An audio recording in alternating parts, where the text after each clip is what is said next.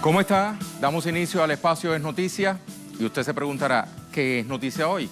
Bueno, le cuento que es noticia Nicaragua. La Comisión de la Verdad, Justicia y Paz difundió hoy un informe preliminar sobre los actos de violencia política ocurridos en el país entre abril y julio. El documento revela que más de 100 de las muertes registradas están asociadas a las obstrucciones de vías implementadas por los violentos. Vamos a revisar el saldo de la escalada opositora. Le contamos más en breve. Es noticia Centroamérica. Los cancilleres de los países que conforman el denominado Triángulo Norte y México se reunieron con Guatemala, con la secretaria de Seguridad Nacional de Estados Unidos para acordar procesos que permitan la pronta reunificación de los niños separados de sus padres en la frontera surestadounidense.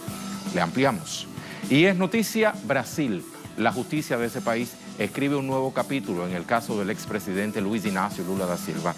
Un juez federal lo absolvió en una de las causas que se le seguía por supuesta obstrucción de justicia. La decisión se basó en la falta de pruebas para culpar al exmandatario. Le explicamos en minutos. Acompáñenos.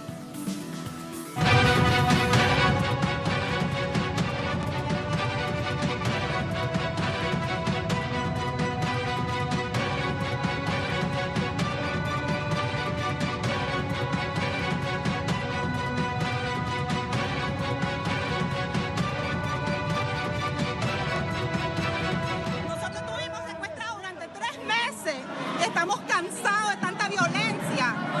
Hoy a las 6 de la mañana de aquí estaban tirando morteros. De aquí y acabamos de encontrar morteros, lanzamorteros, machetes, armas. Le damos seguimiento entonces a la situación en Nicaragua. La Comisión de la Verdad, Justicia y Paz difundió hoy un informe preliminar sobre los actos de violencia política ocurridos en el país entre abril y julio. El documento revela que más de 100 de las muertes registradas están asociadas a las obstrucciones de vías implementadas por los violentos. Revisamos entonces el saldo de la escalada opositora. El informe arroja datos sobre la naturaleza de los hechos de violencia política ocurridos entre abril y julio. Por ejemplo, los especialistas determinaron que de las 234 pérdidas humanas registradas, 108 estuvieron relacionadas con los tranques de vías. 25 fueron víctimas de fuego cruzado, 13 murieron por causas ajenas al conflicto y otras 8 corresponden a falsos fallecimientos divulgados por medios de comunicación y redes sociales. Igualmente se contabilizan 325 personas lesionadas y 126 hechos de destrucción que incluyen quema, saqueo y robo en infraestructuras y vehículos públicos y privados. El comisionado Jaime López Lowery detalló que los llamados tranques fueron escenario de múltiples violaciones a derechos humanos. Dado que se impidió la circulación, hubo cobro de peajes y estaban custodiados por personas fuertemente armadas. Adicionalmente, el comisionado Adolfo Jarquín Ortel añadió que las protestas que demandaban reivindicaciones sociales fueron reemplazadas por otras de carácter netamente político, caracterizadas por la violencia y niveles inaceptables de intolerancia, incluso llamando a la desobediencia civil. También se conoció que la Iglesia Católica respaldó a los sectores violentos ofreciéndoles refugio en los templos y sumándose a los llamados insurreccionales. Los actos calificados por el gobierno como terroristas también incluyeron tortura, humillación, violación sexual, cierre de vías e importantes repercusiones económicas estimadas en unos 430 millones de dólares y 215.000 empleos. Vamos a analizar el tema. Nos acompaña el comandante Edén Atanasio Pastora Gómez, exguerrillero, político, militar nicaragüense, de Nicaragua. Justamente nos está acompañando. Buenas noches, ¿cómo está? A su juicio, ¿qué está pasando en Nicaragua? Bueno, lo que está pasando en Nicaragua es una cosa que se da en todo el mundo, la lucha de clases, entre los que tienen todo y quieren tener más, y los que no tienen y quieren tener algo para vivir dignamente. Entonces acabamos de pasar 10 años de un gobierno revolucionario, en democracia, en libertad, en paz. Todo el mundo sabe que este gobierno que llevaba el comandante Daniel Ortega, pues ha sido el mejor de América Latina, uno de los mejores de América Latina, el mejor de Nicaragua, y que tuvimos un crecimiento de un 5%, todo el mundo sabe la seguridad de Nicaragua, todo el mundo sabe que éramos el 5.º lugar en carreteras, en calles, todo el mundo sabe que era el pueblo con menos drogadicción, el pueblo más seguro, etcétera, etcétera, con 40 proyectos sociales. Y esto era insoportable por la derecha, estos sectores de derecha, estos sectores antipueblo, pero la gota que derrama el vaso es cuando el comandante Daniel Ortega, presidente de Nicaragua, nuestro presidente, dice que en los últimos 2 años, 3 años que nos quedan, iban a cambiar la vida de la electricidad, pues, que íbamos a depender ya de la energía renovable, que ya no íbamos a depender del petróleo. Entonces sectores imperiales, porque el imperio no es monolítico, hay unos más duros que otros, unos más de derecha que otros, sectores imperiales, y hay con sectores del clero nicaragüense y esta aristocracia, nos echaron a perder estos 10 años preciosos de nosotros los nicaragüenses. Ya usted lo decía, este país tenía una solidez económica y en lo social reinaba la paz. Ahora, ¿qué hizo que estos actos de desestabilización se mantuvieran hasta hace muy poco? Provocó eso que le cuento, el malestar de esta gente, el clero, 3 obispos ultraderecha que organizaron, lo acaban de decir unos jóvenes estudiantes, que organizaron a la juventud, que organizaron sectores conservadores de este país, y entonces se vino la violencia, empezaron a hacer tranques, que en cualquier otra parte del mundo se hacen tranques, llega la policía a desmontar estos tranques porque es una forma de secuestrarnos a los nicaragüenses, que no salgamos de nuestras casas, que no andemos en las calles, que no andemos en las carreteras en todo Nicaragua. Entonces llegó la policía, que era la encargada de mantener el orden, y los recibieron con morterazos, con balazos, los recibieron con hulerazos, y la policía tuvo que responder, y empezaron a haber bajas de un lado y bajas de otro lado. La oposición quiere descalificar al presidente Daniel Ortega, lo culpa de todo, al punto de pedirle que renuncie. ¿Por qué? ¿Qué hay detrás? Es que estos sectores de derecha norteamericana y estos 3 obispos y los sectores oligarcas no quieren, les duele que un revolucionario con cara de pueblo no tiene la cara de las aristócratas ni la cara de los obispos. Les duele que saque del hoyo al pueblo nicaragüense, que nos saque de la miseria en que nos dejaron las guerras de gobiernos neoliberales y la naturaleza que nos ha golpeado. Entonces hicieron este movimiento, y este movimiento fue un golpe de Estado, intentaron un golpe de Estado, y extraño en Nicaragua. En otras partes del mundo, los que fracasan en estos golpes de Estado, en esta intentona, o están muertos, o están presos, o están exilados. Aquí no, por la bondad de nuestro presidente, todavía andan asesinando nicaragüenses. Ahora bien, hasta ahora la Iglesia Católica se llama mediadora, pero en realidad, ¿cuál ha sido el papel del clero en medio de esta crisis? Todos los nicaragüenses sabemos que la Iglesia tomó parte, y como le dije en un principio, fueron los que organizaron a estos jóvenes, el obispo Báez. Obispos que no tienen nada de cristiano, parece que vienen del infierno, parece que vienen inspirados por Satanás, se van a favor de los millonarios, de los ricos, lo que sucede en gran parte de América Latina, en casi todos los pueblos y gobiernos de América Latina sucede que la Iglesia, a excepción del Papa, a excepción de muy pocos obispos, estos obispos se identifican más con los poderosos, con los que pagan, con los que dan, con los que tienen el poder económico.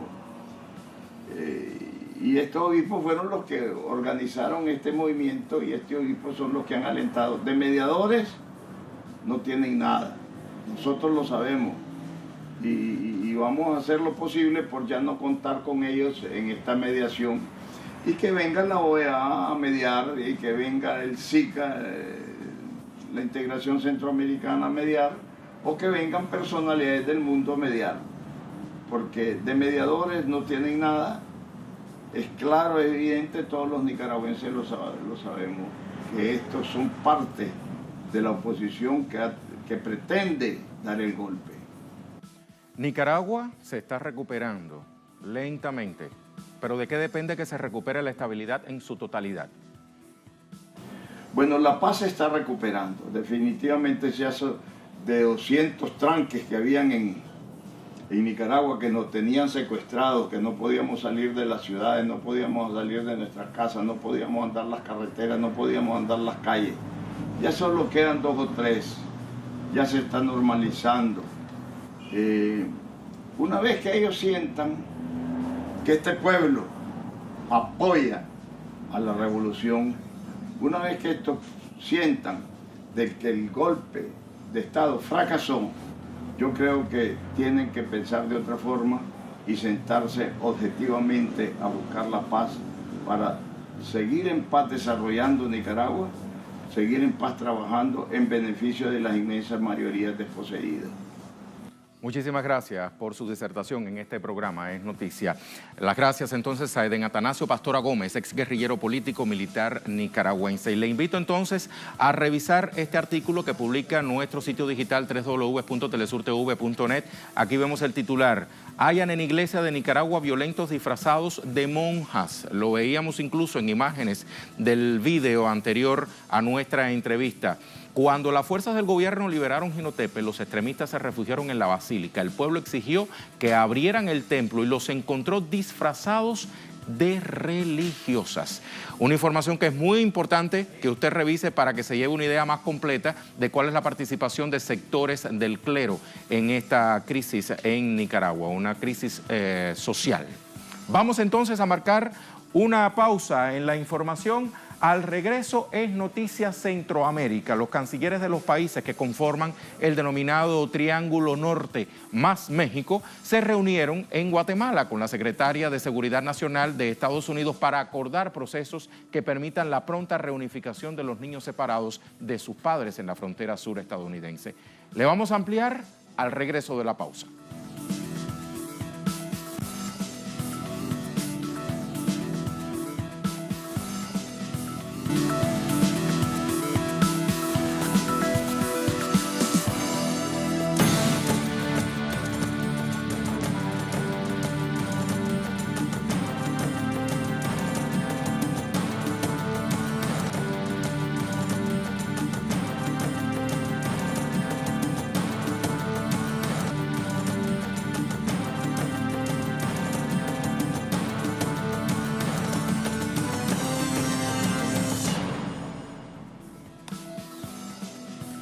Se lo decíamos antes de la pausa, Es Noticia Centroamérica. Las naciones del Triángulo Norte más México se comprometieron a tomar acciones para frenar la migración masiva de sus ciudadanos que terminan siendo afectados por la ley de tolerancia cero de la administración Trump. Mario Rosales nos amplía. Saludos, Mario, adelante.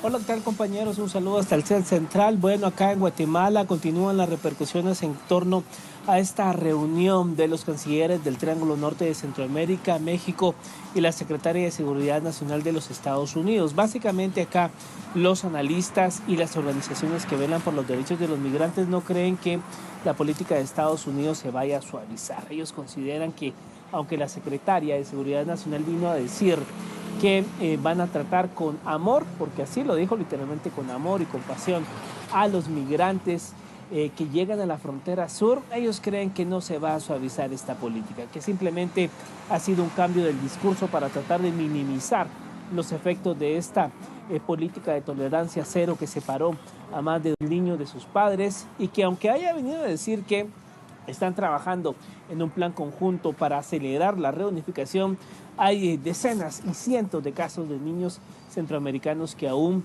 permanecen detenidos y solos en centros allí en la frontera sur estadounidense. Así que no creen que realmente la política vaya a suavizarse.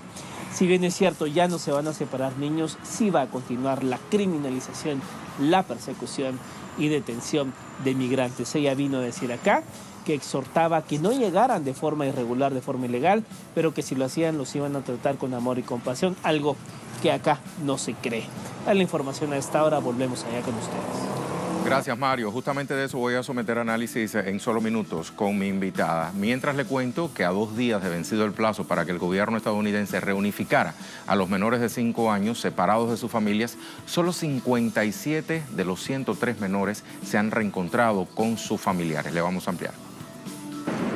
Los cancilleres de Guatemala, El Salvador, Honduras y México acordaron unir esfuerzos para contrarrestar el éxodo masivo de ciudadanos centroamericanos hacia Estados Unidos, a través de campañas de información que alerten sobre los peligros de la migración ilegal.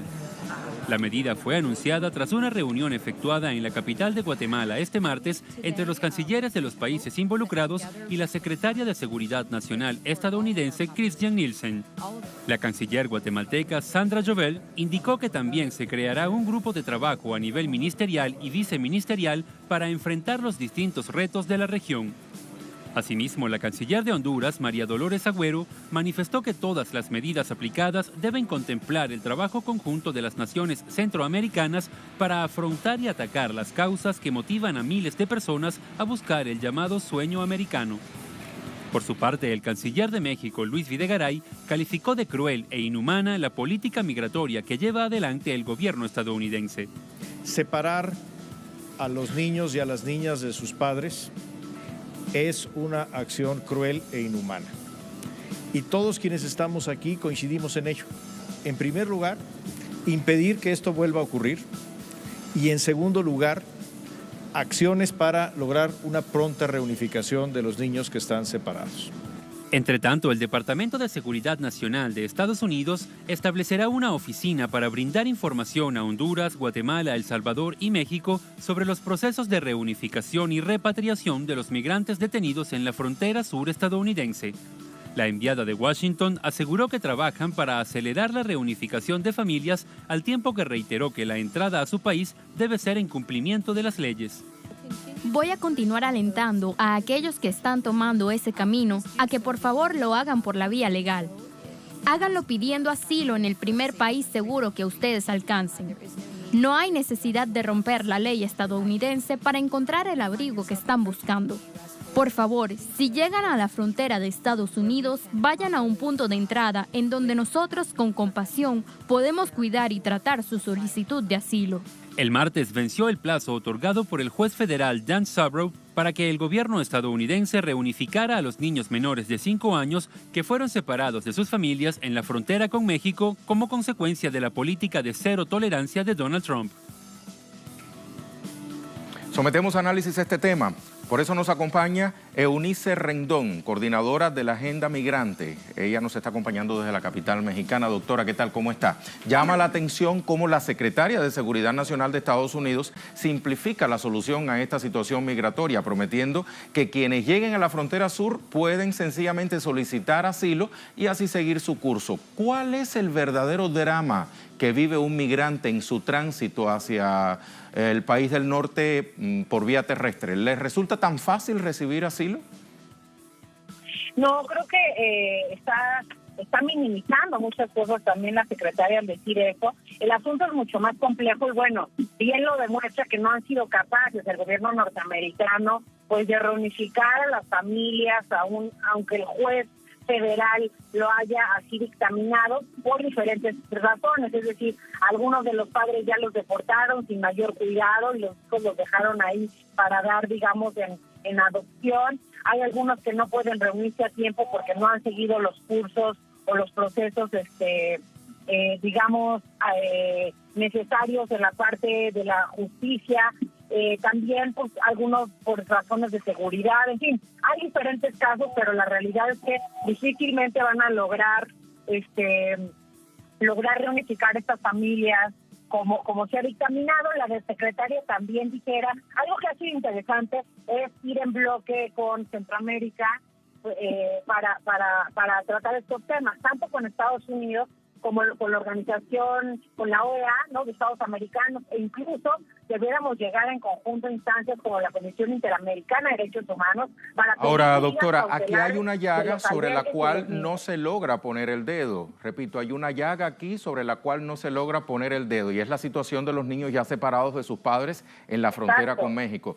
Téngase en cuenta, por ejemplo, que el martes venció el plazo otorgado por el juez federal Dana Sabraw para que el gobierno estadounidense reunificara a estos menores, y solo 57 de 103 han vuelto junto a sus progenitores, o sea, solo la mitad. ¿Cuán efectivas considera usted que han sido las acciones de la Casa Blanca? Pues como decíamos, están en esta imposibilidad de reunificar las familias porque no han puesto el debido cuidado. No es el único caso. Recordemos que hace algunos meses hubo un escándalo de 1.500 niños a los que les dieron la pista el Departamento de Salud y de Refugio de Estados Unidos. De 7,000 que habían dado en adopción, a 1.500 no los lograban encontrar por diferentes situaciones, a pesar de que la jueza Sabraw indicó al gobierno que tendrían pues que dar eso. Y además, hay que decirlo, se extendió la fecha límite del martes para las docenas de niños que quedan aún sin reunificar, pero va a ser muy difícil cumplir con eso por lo que te mencionaba. Es decir, 34 de los niños definitivamente se van a poder reunir con los padres, hay 4 que ya fueron liberados, 17 podrían no reunirse con sus padres a tiempo por todo el procedimiento de justicia, 10 no pueden reunirse antes de la fecha límite porque sus padres están aún bajo custodia penal, 16 de ellos serán entregados a sus padres, no pueden ser entregados por razones de seguridad.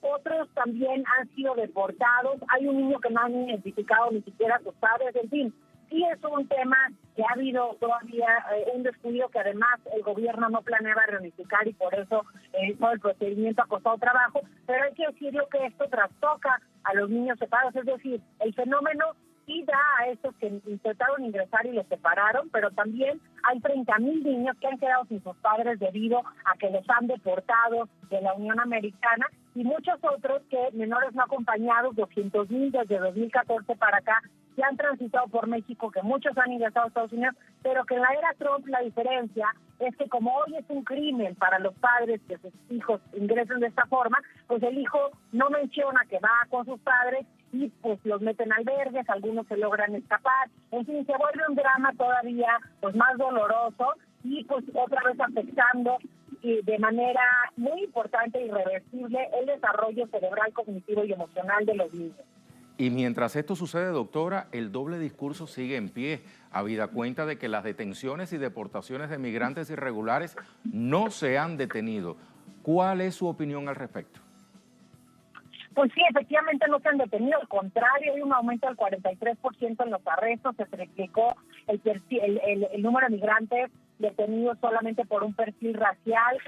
También hemos visto que 4 de cada 5 deportaciones, al menos a México, se han hecho por la vía expedita, violando el debido proceso. También vemos que incluso en la clasificación del crimen ha habido algunas cuestiones importantes que observar, como personas detenidas por portar marihuana en estados que ya es legal, y lo mismo ha sucedido con el tema de homicidios dolosos a cuestiones que eran algunos muertes accidentales. En fin, hay un proceso de discriminación, un aumento del 20% en crímenes de odio por allá, y vemos que además con las medidas de aumentar el número de jueces migratorios, 18 más, el poner nuevas medidas a estos jueces de eficiencia para que cierren casos, hay 710,000 casos pendientes hoy en estas 56 cortes. Con Obama teníamos 540,000, entonces ha habido un aumento sensible.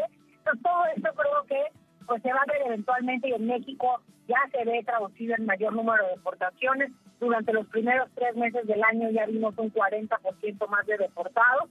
Y el perfil del migrante deportado también ha cambiado, transitando de un perfil fronterizo a un perfil que pues pone el acento en gente que tiene más tiempo, más arraigo, más vida en Estados Unidos, más familia. Entonces el desarraigo y la separación familiar son característicos no solo de aquel que intenta entrar, cruzar la frontera con sus hijos, sino de los que ya vivían allá también. Ahora, doctora, por último, ¿qué les queda a los gobiernos centroamericanos para que esta situación se resuelva, digamos, de la mejor manera? ¿Basta con las campañas de información sobre los peligros de migración irregular hacia Estados Unidos, como acordaron en esta reunión realizada en Guatemala? ¿Qué otras políticas es necesario aplicar? Mira, no creo que baste con eso. la realidad es que sí hay que aplicar otras políticas, por ejemplo, de defensa. En su caso, las redes consulares quizá en bloque pudieran unirse y trabajar también estos esquemas de defensa con organizaciones como AILA, ACLU, que son estas grandes redes de abogados para la defensa promigrante. Y también creo que algo interesante va a seguir siendo explotar esta vía, digamos, en bloque con México y Centroamérica, y que vayamos documentando casos, porque muchos casos se han dado desde la llegada de Trump de violación de derechos humanos de nuestros connacionales, y es importante documentar esos casos y llevarlos a instancias, como te decía, la Comisión Interamericana, no solo, o la OEA, no solo para que hagan un pronunciamiento en contra de las políticas de Trump, sino para que busquen llevar mecanismos al máximo, como son estas medidas cautelares para revisión de albergues y revisión de política migratoria de Estados Unidos, de la patrulla fronteriza y de los abusos que ha habido en las autoridades en este año y medio casi. Doctora, muchísimas gracias por sus reflexiones en Es Noticia. Hasta muy pronto. La doctora Eunice Rendón, coordinadora de Agenda Migrante, nos acompañaba desde la capital mexicana. Le invito a repasar qué hay en web sobre este particular. Aquí tenemos, por ejemplo, el sitio Soy 502 y vea el título de este artículo: Cero tolerancia, cero compasión con los niños migrantes. Es escrito por Beatriz Colmenares. Y rápidamente me voy a remitir al colofón de este artículo, que nos da prácticamente la conclusión de la autora. ¿Qué hacer para evitar esta situación? Dice, darle a la población las condiciones para tener empleo y no sucumbir a la miseria, ni vivir con la amenaza eterna de las pandillas en su vecindario. Justamente la autora se está refiriendo a qué hacer desde Centroamérica para darle mejor solución al tema de la migración irregular. El reto está de nuestro lado, porque la solución no vendrá del sitio que ha acogido a más de 2 millones de compatriotas en las últimas décadas. ¿O acaso pronunció Nelson una sola palabra sobre el TPS que el gobierno de Jimmy Morales solicitó hace 2 semanas? No, de eso ni señas, ni siquiera por compasión con el oportunismo de haberlo pedido, ni siquiera. Así están las cosas. Vamos entonces a marcar otra pausa en nuestro programa Es Noticia. Al regreso, recuerde, nos queda un tema pendiente. Es Noticia Brasil. La justicia de ese país escribe un nuevo capítulo en el caso del expresidente Lula da Silva. Un juez federal lo absolvió en una de las causas que se le seguía por supuesta obstrucción de la justicia. La decisión se basó en la falta de pruebas para culpar al exmandatario. Le explicamos cuando volvamos de la pausa.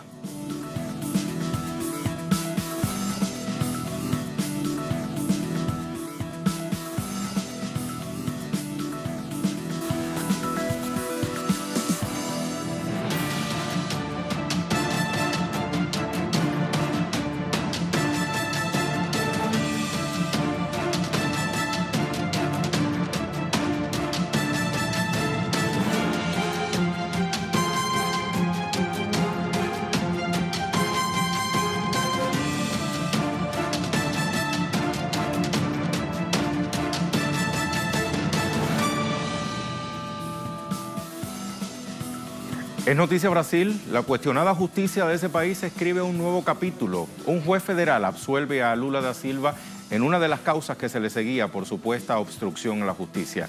La decisión se basa en la falta de pruebas para culpar al exmandatario.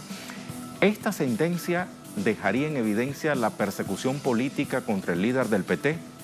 Revisamos detalles de lo más reciente sobre el caso. Este jueves, el 10º Tribunal Federal de Brasilia, a cargo del juez Ricardo Leite, dictaminó que Luis Inácio Lula da Silva es inocente del cargo formulado en su contra por supuesta obstrucción a la justicia. El juez de la causa consideró que no había pruebas suficientes en contra del exmandatario. El único sustento en la investigación por este supuesto delito era la declaración de un ex senador que dijo haber intentado sobornar a un testigo por pedido del expresidente.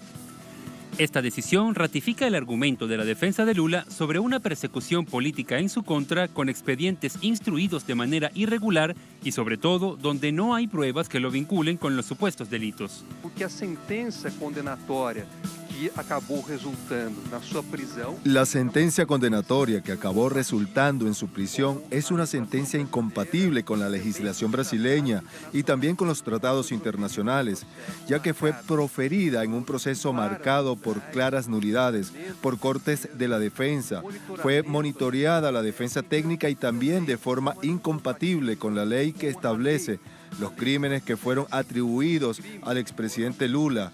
El hecho concreto es que el expresidente Lula no practicó ningún crimen y no puede ser condenado y tampoco privado de su libertad. E tampouco privado da sua liberdade. La mañana del domingo, Rogerio Fabretto, del Tribunal Regional Federal de la Cuarta Región en Porto Alegre, declaró con lugar un recurso de habeas corpus interpuesto a favor de Lula. Con esa decisión, Lula debía ser puesto en libertad inmediatamente. Sin embargo, horas después, el magistrado João Gebran Neto, instructor del caso Lava Jato en segunda instancia, revocó la decisión de Fabretto alegando falta de competencia. La crisis judicial que ha generado la encarcelación sin pruebas del expresidente Lula queda en evidencia. Este martes, la fiscal general del país, Raquel Dodge, solicitó al Tribunal Superior de Justicia abrir una investigación contra el juez federal Rogerio Fabretto por haber admitido el recurso de habeas corpus a favor de Lula el pasado domingo. A juicio de la fiscal, Fabretto habría cometido presuntamente el delito de prevaricación. El apoyo al expresidente Lula sigue creciendo. La expresidenta de Chile, Michelle Bachelet, comenzó a liderar un grupo de más de 40 personalidades chilenas que firmaron una petición por el derecho de Lula da Silva de ser candidato a la presidencia de Brasil. El documento será entregado por la propia Bachelet a las autoridades judiciales del país suramericano. Actualizamos la información. A Río de Janeiro nos vamos con nuestro compañero André Vieira. Hola André, ¿cómo estás? Cuéntanos, ¿qué es lo último sobre este particular? Hola, sí, Rey, saludos a ti, saludos a nuestra audiencia. Rey, para nosotros que estamos aquí acostumbrados incluso a cubrir las cuestiones judiciales, es muy difícil comprender este caso de Luiz Inácio Lula da Silva. Esto porque son casos atípicos, Rey. La velocidad, por ejemplo, de la justicia para Lula da Silva es muy grande, pero, por ejemplo, para otros casos, como es el caso, son los casos de la derecha, la justicia trabaja muy lenta. Pero lo último, Rey, que te puedo adelantar, por ejemplo, es un comentario que ha repercutido mucho aquí en Brasil. Por ejemplo, Fábio Conde Comparato, que es uno de los juristas más respetados aquí de Brasil, acaba de declarar, y los medios están haciendo esa repercusión, que él no tiene duda que el juez Sergio Moro, quien condenó a Lula en primera instancia en la justicia de Paraná, es un agente de los Estados Unidos. Esto porque él evalúa toda la actuación de este juez. Recordemos que fue el juez que condenó a Lula da Silva y es el responsable por Lula estar detenido, y fue justamente un juez que se involucró en esa batalla judicial a pesar de no tener el poder de se involucrar en eso el pasado domingo. Asimismo, Rey, te comento que por aquí también los abogados de Lula y los movimientos sociales recuerdan que cuando Lula tiene un juicio imparcial, él es absuelto. Esto porque, por ejemplo, en este que era denunciado por obstrucción de justicia, no había ninguna prueba, solamente delaciones, las que llamamos por aquí delaciones premiadas, y es por eso que Lula fue absuelto, ya que no hay pruebas. Pero lo mismo también los movimientos sociales también cuestionan por qué eso no pasó en la justicia de Paraná, por ejemplo, ya que no hay pruebas, Rey, de que Lula sería el dueño. Son suposiciones, son delaciones, son cosas que son denuncias que no tienen pruebas ahí contra Lula da Silva. Es por eso que todo el mundo, una vez más, está reaccionando para denunciar que Lula da Silva es un preso político, Rey. Y además de esta condena que Lula tiene ahora, que está detenido por haber recibido un supuesto departamento que incluso ya fue vendido aquí en Brasil, además de este proceso y de ese proceso ahora que Lula fue absuelto, en el día de hoy aún hay otros procesos. Por ejemplo, ahí en la justicia del Distrito Federal hay también por tráfico de influencia, de venta de una medida provisoria que sería una ley, pero un decreto, una venta de un decreto de ley, también liberación de préstamos del Banco del Desarrollo. Eso es la justicia del Distrito Federal. Y los otros en la justicia de Paraná también hay la compra de un terreno para el Instituto Lula y el sitio de Atibaia, además de este proceso del departamento en Guarujá. Pero, Rey, todos estos procesos son basados en pocas pruebas. Los juristas incluso denuncian que todo eso es una operación para delegitimar Lula da Silva, que recordemos está líder en todas las encuestas aquí de Brasil, y ellos denuncian que todo esto es parte de una persecución judicial por parte de la justicia aquí de Brasil para criminalizar Lula da Silva y retirarlo de la disputa electoral. Por aquí también los movimientos sociales, Rey, para los próximos días intensificarán esta agenda de movilizaciones. Por ejemplo, para mañana se espera ya actos en todo el país para recordar los 100 días de Lula detenido, y también para el final de este mes se espera un festival aquí en Río de Janeiro. O sea que los movimientos sociales están en las calles para defender Lula da Silva, mientras sus abogados, una vez más, y los juristas de Brasil y del mundo están haciendo movilizaciones para denunciar que Lula da Silva es sí un preso político, Rey. Muchas gracias, Andrés. Pasamos al análisis. Nos acompaña Jonatas Campos, periodista del diario Brasil de Fato. Nos acompaña desde Pernambuco, el nordeste de Brasil. Bienvenido, ¿cómo le va? Buenas noches para usted todos. Un saludo desde Pernambuco, Brasil. Y buenas noches para todos que están acompañando la señal del Telesur. Gracias a usted. Bueno, nos cabe aquí una duda. ¿Por qué la justicia de Curitiba, que tampoco ha presentado pruebas contundentes contra el expresidente Lula, no obra de la misma forma que el juez de Brasilia? ¿Por qué sigue Lula preso en Curitiba sin un argumento sólido? Bueno, hay que decir que, como el reporte dijo, son tantos procesos en contra Lula que está claro que es como una estrategia de callar el presidente Lula y sino de que él no participe de esas elecciones. Para que ustedes sepan, hoy el día 12 de julio, entonces hubo esta victoria de esta sentencia del juez de Brasilia, pero hay que lembrar que hoy mismo hace un año que el juez Sérgio Moro condenó a Lula, le dio la condena que le puso hoy en la cárcel. Y bueno, hay reacciones en todo Brasil porque de verdad que esa justicia de Curitiba tiene una estrategia muy clara y varios actores del judiciario en Curitiba tienen un acuerdo para que eso quede como todos en contra Lula, ¿sabes? Somos un ejército en contra un hombre solo. Es una persecución salvaje. Entonces, hoy mismo, pero hay reacciones como el reporte dijo, un grande jurista habló acerca de eso, comparato, pero hoy mismo 264 otras solicitudes de libertad del presidente Lula llegaron a el Tribunal Superior de Justicia. Es decir, si la ministra Laurita Vaz rechazó 143 habeas corpus que pidieron la libertad de Lula, hoy mismo llegaron más 264 pedidos de libertad del presidente. Es decir, que hay reacciones, el medio jurídico está indignado, una gran parte del medio jurídico está indignado con esa persecución al presidente y para que nosotros podremos comprender, son muchas cosas que están aconteciendo. Por ejemplo, ayer hubo ese rechazo de la jueza, de la ministra Laurita Vaz, pero la jueza Carolina Lemos impidió a Lula de conceder entrevistas a medios de comunicación.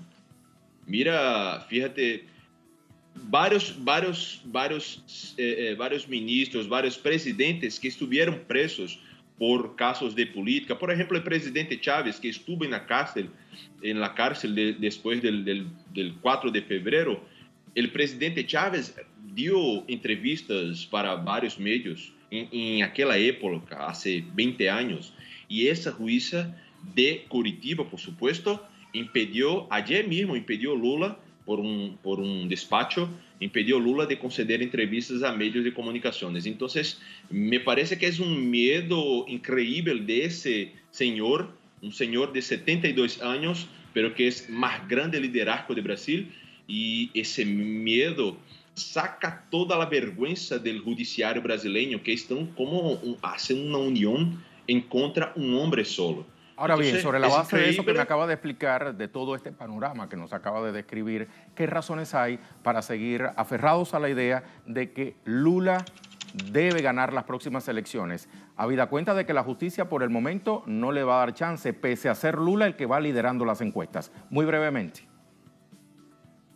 Bueno, bueno, el pueblo brasileño se dio cuenta que ese proceso no es un proceso imparcial. Eso está clarito como agua y algunas encuestas ya nos dice eso muy claramente. Entonces, la gente creía que la operación Lava Jato era una operación para acabar, para encerrar la corrupción en Brasil. Pero si no, están viendo que la gente que hace la delación premiada está en una cárcel, que es en su mansión, sus casas de ricos, y el único liderazgo de Brasil que puede sacar a Brasil de esa crisis está en una cárcel. Entonces, a mí me parece que la población se dio cuenta que hay una persecución en contra Lula y, por supuesto, que cuando se pregunta a una persona, aquí en el noreste de Brasil, por supuesto, es más fuerte que en otras regiones, pero el Lula es líder en todas las encuestas, porque la gente se dio cuenta, hay una crisis, hay un gobierno que hace 2 años no consigue lograr políticas de avanzar en esa crisis y hay un presidente que quiere hablar con el pueblo, pero está bajo una cárcel y un proceso muy dudoso. Jonatas, muchísimas gracias por haber accedido a esta entrevista en Telesur. Hasta pronto. Buenas noches. Buenas noches. Jonatas Campos, periodista del diario Brasil de Fato. Él nos acompañaba desde Pernambuco, nordeste de Brasil. Momento entonces para poner el punto final en nuestra emisión de Noticias. Como siempre, lo dejamos con un tema que está relacionado con lo que ha acontecido durante la jornada que está concluyendo por estas tierras de América. El tifón María dejó heridas a 2 personas y provocó la evacuación de más de 3.000 habitantes en Taiwán antes de enfilar hacia China. Así lo han informado las autoridades asiáticas. Con imágenes del tifón, terminamos Hoy es Noticias. Hasta la próxima.